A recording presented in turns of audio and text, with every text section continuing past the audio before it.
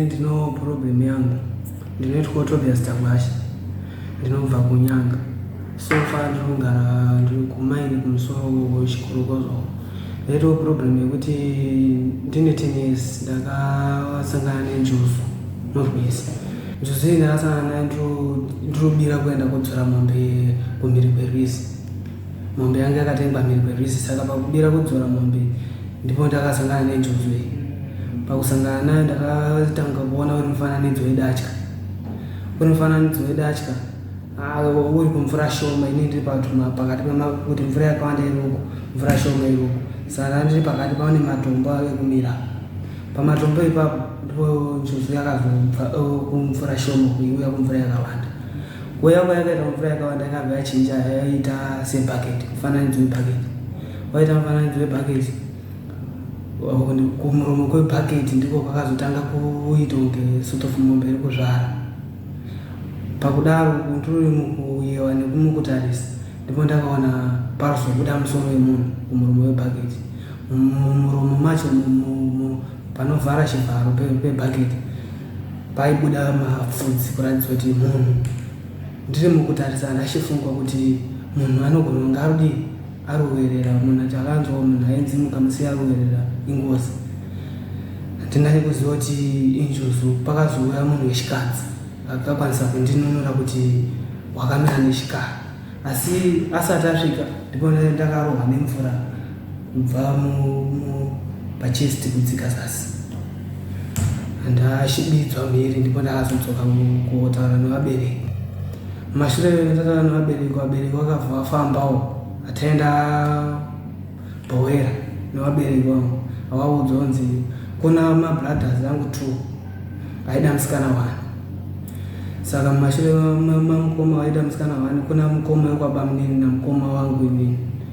Mukoma wangu akabva atora musikana ari munhu wekwaba mukuru. Wekwaba munini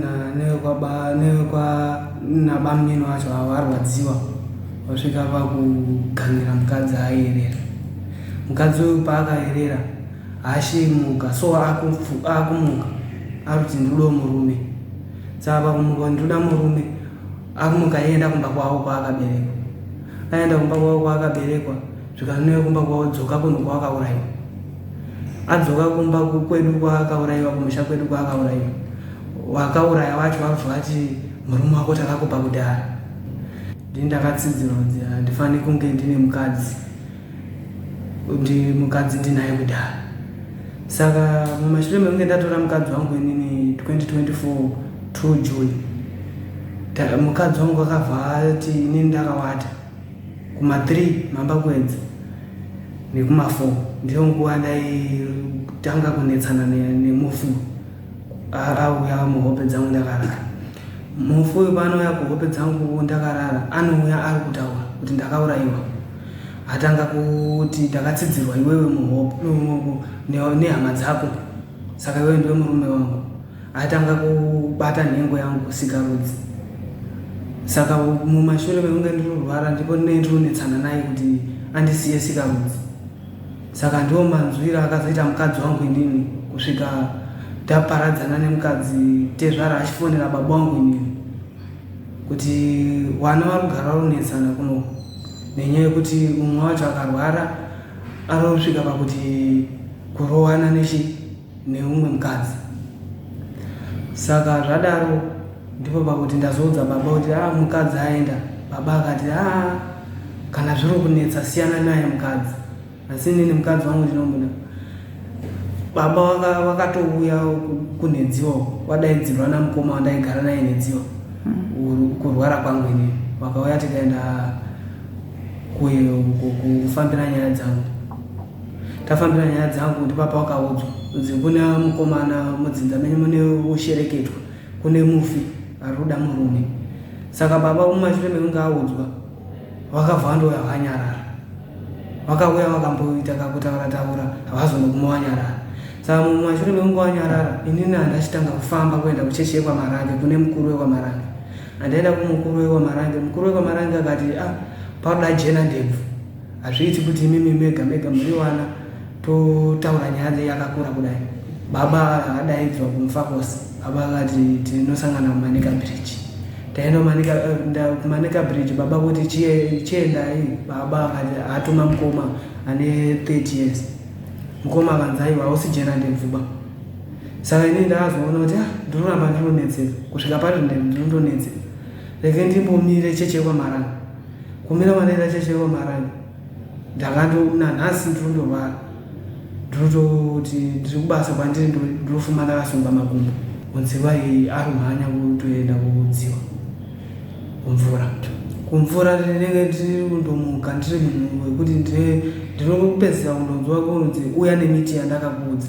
Ndine rudzi rwemiti runoita kuti muonde nemusekesa nemuroro ndio miti yandakaudzwa dzinofanira kuenda nayo kudziwa. Miti irozitsanangurwa ironzi mishonga inofanira kunge izoshandiswa mukurapa, nekuti muri muhope mungosangana pamunoita naMeguru. Ndinotaura naye nyaya dzinosvika pakuti Meguru anogona kutaura matypes emiti inoshanda kurapa. Meguru avada kuti ndirape tiri tese kurwisi. Kuenda kurwisi kwandikaenda kurwisi handidzoki. Ndo matauro aita Meguru. Nekuti Meguru ndakaurayiwa ndinoshunge kudotiwo ndinge ndine mwana wandakabata chii mumaoko. Saka ndakatiwo ndikamira cheche kwaMarange zvinokwanisa kugadzirika, but vabereki vangu varamba kundibatsira. Mai vangu vari kuti tsvaga anobatsira. Mai vangu vari toriwo pasi pababa. Hazvingaiti kuti ini ndinomirirwa nemutorwa baba vangu aripo. Saka ndakundozvifambira ndega. Baba akasvika pakuti wakura mwana wangu warora shaashigondora shaashimombe kutadza kufura urema wacho. Ndoda rubatsiro rwekuti sofa handina kana sendi, but ndoda rubatsiro rwekuti kana munokwa munoziva kunokwanisa kuitawo munhu ane tsitsi nerudo rwaMwari anokwanisa kundibatsirawo kuti problem iyi kana kurubata tese tibatwe munhu mufunyi akwanise kubuda pandiri.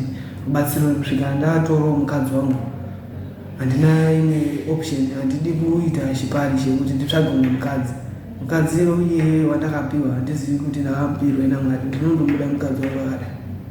Saka ndinoda rubatsiro rwekuti mukadzi wangu wacho adzoke. 1 2 nerubatsiro rwekuti zvirondinetsa zviregerera handina chandakabata.